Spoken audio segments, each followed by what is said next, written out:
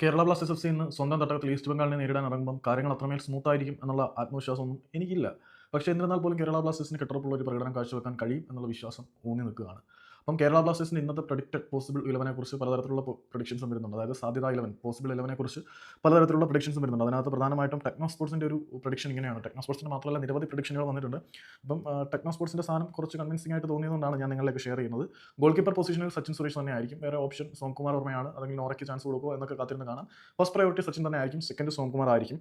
പ്രതിരോധ നിരയിലേക്ക് നോക്കുകയാണെങ്കിൽ റൈറ്റ് ബാക്ക് പൊസിഷൻ അലങ്കരിക്കാൻ സന്ദീപ് സിംഗ് ഉള്ളിടത്തോളം കാലം വേറെ ഒരു ഓപ്ഷൻ പരിഗണിക്കേണ്ടി വരില്ല.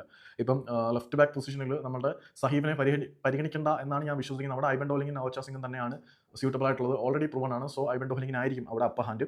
പിന്നെ സെന്റർ ബാക്ക് പൊസിഷനിൽ മിലോസ് ട്രിങ്കിച്ച്, നായകൻ മിലോസ് ട്രിങ്കിച്ച്, പിന്നെ ക്യാപ്റ്റൻ മെറ്റീരിയൽ എന്ന് വിളിക്കാൻ കഴിയുന്ന പ്രീതം കോട്ടാനുണ്ട്. ഡിഫൻസിൽ അതിന്റെ കാര്യത്തിൽ ആശങ്ക കുഴപ്പത്തിന്റെ ആവശ്യമില്ല.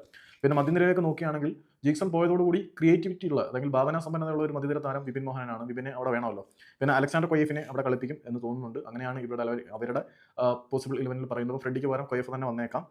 പിന്നെ നോവാസ് ദോയും അവിടെ ഇടതുപാർശ്വത്തിനോട് ചേർന്ന് മധ്യനിര അലങ്കരിക്കാനുണ്ടായിരിക്കും എന്ന് ഇവരുടെ പ്രഡിക്ഷനകത്ത് പറയുന്നുണ്ട്. സ്ട്രൈക്കിംഗ് സോണിൽ 3 പേരാണ്. ഒന്ന് രാഹുൽ കെ പി, നമ്മുടെ മുഹമ്മദ് ഐമൻ, ജീസസ് ജെമിനിസ്. ഇതാണ് ടെക്നോ സ്പോർട്ടിന്റെ ഒരു അനാലിസിസ്. അങ്ങനെ പലതരത്തിലുള്ള അനാലിസിസ് പല ആളുകളും കൊണ്ടുവരുന്നുണ്ട്. അപ്പം ബ്ലാസ്റ്റേഴ്സ് വിജയിക്കട്ടെ എന്ന് നമുക്ക് പ്രാർത്ഥിക്കാം, പ്രത്യാശിക്കാം. അല്ലാതെ ഇതിനകത്ത് കൂടുതൽ താളമടിച്ചിട്ട് കാര്യമില്ല.